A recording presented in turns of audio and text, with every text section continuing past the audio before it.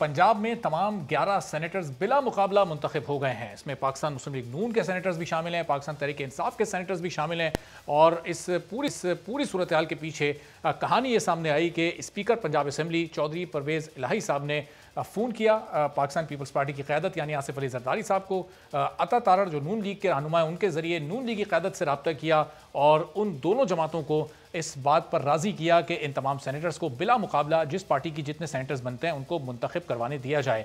अब इसके बाद जो इस्लामाबाद में मुकाबला होना है अब्दुल हफीज़ शेख साहब और यूसुफ रज़ा गिलानी साहब के दरमियान, वो इंतहाई अहमियत इख्तियार कर गया कि पंजाब में क्या इन दोनों बड़ी जमातों ने आपस में मुकमुका कर लिया, क्या चौधरी परवेज़ इलाही ने खुद ये स्टेप लिया या हुकूमती जमात की जानिब से उनसे ये दरख्वास्त की गई थी। चूँकि इससे पहले तो दावे किए जा रहे थे कि मुस्लिम लीग नून के लोग पाकिस्तान तहरीक इंसाफ को वोट दे सकते हैं, पाकिस्तान तहरीक इंसाफ के लोग मुस्लिम लीग नून की तरफ जा सकते हैं। तो ये दावे भी अपनी अपनी जगह महज दावे ही रह गए, चूँकि कल जो सूरत हाल सामने आई वो यकसर मुख्तलिफ थी।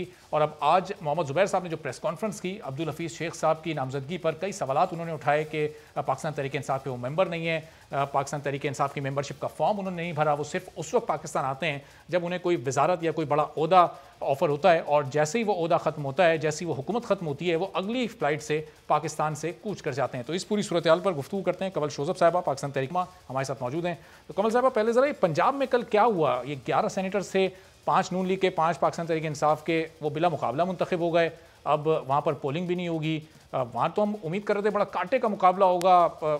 3 मार्च को फैसला आएगा कि कौन पार्टी कितने सेनेटर्स मुंतखब करवाने में कामयाब होती है।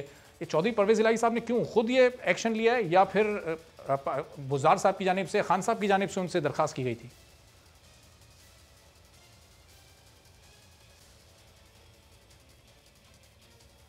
बिस्मिल्लाहिर्रहमानिर्रहीम। Thank you very much Arbab, thank you very much कि आपने ये इशू भी उठाया है, इस सब्जेक्ट को उठाया है और मुझे मौका फराहम किया है कि मैं आवाम की आगाही के लिए अपने चंद पॉइंट्स पेश कर सकूँ।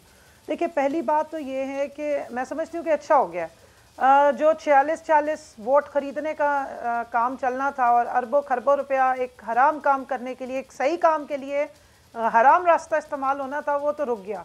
और यही हम चाहते हैं कि जिसकी जितनी नुमाइंदगी हो, जो प्रोपोर्शन बनती हो जिस जमात की, जिस सूबे से, उसके मुताबिक फ्री और फेयर तरीके से उनको रिप्रेजेंटेशन मिलनी चाहिए। अच्छा, अब यहाँ पर तो बड़ा आपने कहा कि जी जरदारी साहब ने, हुआ ये था बेसिकली कि पीपल्स पार्टी के जो मेंबरान थे, जिन्होंने जो कवरिंग कैंडिडेट्स थे या जो कैंडिडेट्स थे बेसिकली, उन्होंने विड्रॉ कर लिया।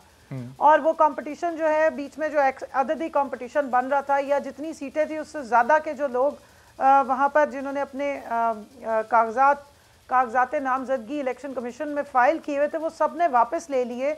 इसलिए गैर मशरूत तौर पे बग़ैर कंटेस्ट किए तमाम जो जितने भी मेंबरान थे वो इलेक्ट हो गए, हर पार्टी की जो जितनी रिप्रेजेंटेशन है उसके मुताबिक। और जहाँ तक आपने कहा परवेज़ इलाही साहब, मैं समझती हूँ कि वो काबिल तहसीन है कि उन्होंने एक सही काम सही टाइम पे इंटरवीन करके अगर उसको किया है तो ये एक उनके लिए मैं समझती हूँ कि उनके कॉम्प्लीमेंट उनको करना चाहिए। लेकिन वज़ीर आज़म इमरान खान साहब की तरफ से ऐसी कोई इंस्ट्रक्शंस नहीं थी, क्योंकि हम तो बिल्कुल अपना जो एक इलेक्शन मुकाबला करके जीतना होता है उस पर बिलीव करते हैं। लेकिन उसके साथ साथ ओपन आइडेंटिफाइबल बैलेट की जो बात हम कर रहे हैं वो एक मेरिट को और एक ट्रांसपेरेंसी को इस्टेब्लिश करने के लिए कर रहे हैं, और ये कोई नई बात हमने नहीं की, ना चुंबे की बात की है। अब अगर मैं कहूँ कि जी आपने कहा कि जनाब इधर वाले उधर दे देते, उधर वाले इधर दे देते, तो कभी इम्कान ये था कि उधर वाले इस तरफ आ जाते। अच्छा। और एक आधी सीट यहाँ से एक्स्ट्रा निकल जाती पैसे लगाए बगैर। लेकिन मैं समझती हूँ कि जब सही डिस्ट्रीब्यूशन होगी, यही बात हम पहले दिन से कह रहे हैं। आइन का आर्टिकल 26 या जो तरमीम 26वीं हम फ्लोट की, उसकी भी यही रीज़न है। हम PTI की जो हुकूमत है वो बिल्कुल ये नहीं कह रही है कि जिसके 6 मेंबरान हो KP में उसको 2 सेनेट की आप सीटें अवार्ड कर दें और फिर उनसे पूछा जाए कि भाई आप इतने सारे मेंबरान और इतने सारे वोट लेके कहाँ से आए, तो पास हो के जी गुडविल में हमें डल गए। तो इस तरह के जो गुडविल्स हैं वो हुआ नहीं करती हैं, वो कैश के साथ हुआ करती हैं। तो ये रास्ता हम हमेशा के लिए बंद करना चाह रहे हैं, इसलिए हमने ये सारी डिबेट ओपन की और ये आपके सामने एक बड़ी अच्छी मिसाल अब आ गई है। दूसरी बात, अगर इसी चीज़ को देखा जाए, और मैं ज़ुबैर साहब की बात का भी अभी आपको जवाब देती हूँ, तो जो नेशनल असेंबली या इस्लामाबाद की जो सीट्स बनती हैं उसमें आप मुझे बताएं कि किसका हक बनता है कि सेनेटर वो बने वहाँ से। किसका हक बनता है। बिल्कुल कमल साहब, ये इस्लामाबाद वाले हफीज शेख साहब बमुकाबला गिलानी मुकाबले पर जरा आते हैं। मुस्लिम लीग नून के सीनियर रहनुमा और मरियम नवाज साहिबा और नवाज शरीफ साहब के तर्जुमान मोहम्मद जुबैर साहब भी हमारे साथ मौजूद हैं। जुबैर साहब, ये कल पंजाब में जो कुछ हुआ, 5 सेनेट की सीटें आपको बिला मुकाबला मिल गई, 5 तहरीक इंसाफ को मिल गई, तो नून लीग मुतमईन है? अगर 3 मार्च को होता है इलेक्शन तो क्या एक आध सीट ज़्यादा आप लोग निकाल सकते थे? ये 5 ही मिलनी थी आपको, इसलिए आपने कहा कि चलो सही है, वक्त से पहले मिल जाए? एक तो मैं आपको बता दूं, आप पिछले पंजाब असेंबली का रिकॉर्ड उठा के देखिए, हमने कभी भी ये अटेम्प्ट नहीं की कि जिन दूसरों के बंदों को तोड़ के हम अपनी सीट निकालें। 2018 में देखें, 2015 में देखें, 2012 में देखें, तो ये जो पॉसिबिलिटी होती है ना पैसे की सियासत की, ये हमारे लिए हम पंजाब असेंबली में हमने कभी भी डेमोन्स्ट्रेट नहीं किया है।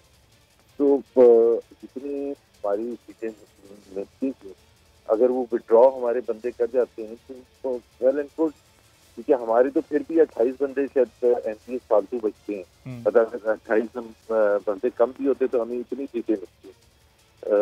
तो मेरा ख्याल है कि हमने तो वो डेमोन्स्ट्रेट किया, क्योंकि वो इतनी देर से सुप्रीम कोर्ट भी डिस्कस कर रहा था और एक डिबेट का हिस्सा था कि जी पैसे की लेन देन होती है।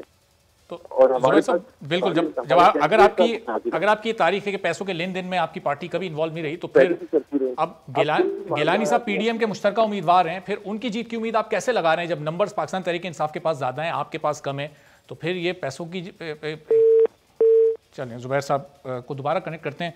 जी कमल साहब, अब यूसुफ रज़ा गिलानी साहब ने आज ये इल्ज़ाम लगाया है कि पाकिस्तान तहरीक इंसाफ के 12 MNAs ने उनसे रब्ता किया है और वो वोट सेनेट का उनको देना चाहते हैं, लेकिन बदले में वो अगले इलेक्शन में फिर नून लीग का टिकट चाहते हैं। ये कौन से ये 12 लोग हैं? कहीं कोई तहकीकात की है पाकिस्तान तहरीक इंसाफ ने? ये जराए से खबरें मौसूल हुई हैं।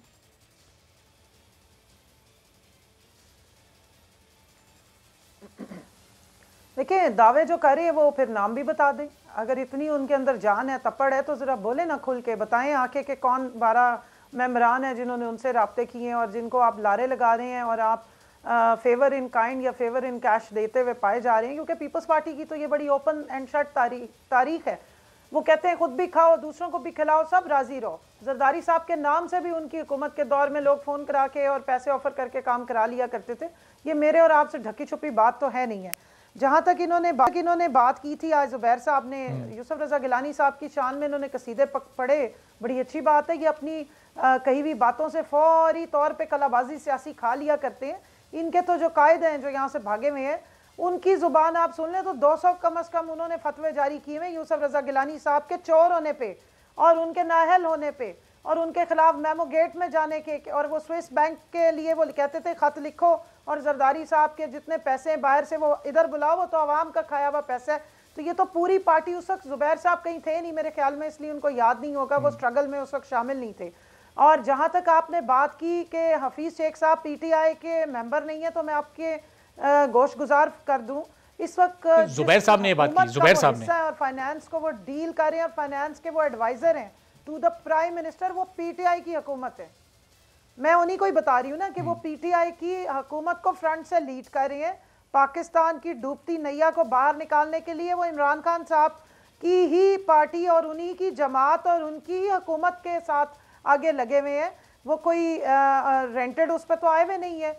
और ये जो इनके बारे में एक तासुर दिया जाता है कि जी वो एक फ़्लाइट पकड़ते हैं और एक दूसरी फ़्लाइट, तो जनाब बात सारी ये है कि वो एक स्किल्ड आदमी है।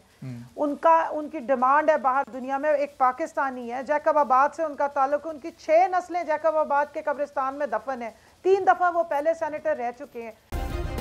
सब्सक्राइब करें और बेल दबाएं ताकि कोई खबर रह न जाए।